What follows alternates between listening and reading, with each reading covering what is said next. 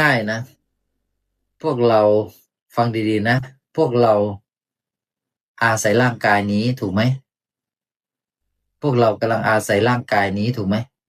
อาศัยฟันถูกไหมในการเคี้ยวอาศัยลิ้นในการตวัดเป็นเสียงถูกไหมอาศัยปอดที่มันหายใจอาศัย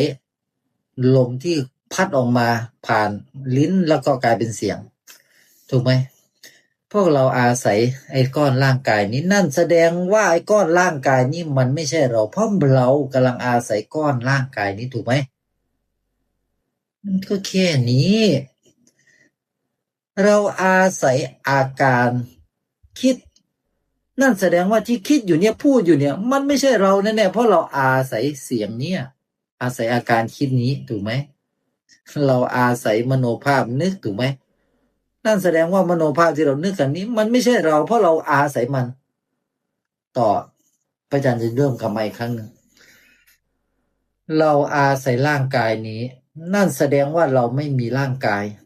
ตรงนี้ชัดไหมเราอาศัยรูปร่างนี้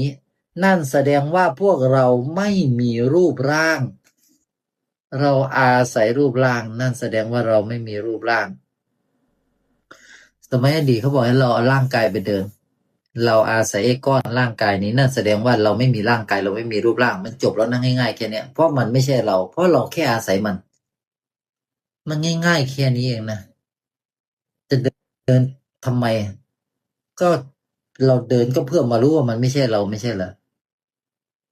ถ้าเราไม่เดินล่ะเราก็รู้ว่ามันไม่ใช่เราไม่ใช่เหรอถูกไหมแค่เรารู้ว่ามันไม่ใช่เราแค่ตระหนักรู้ได้ไหมว่าไอ้ก้อนเนี่ยเป็นเพียงภาชนะหนึ่งที่เราแค่มาอาศัยมันเราไม่ได้มีรูปร่างเราจะมาอาศัยรูปร่างก็แค่เนี้ยมันก็แค่นี้นี่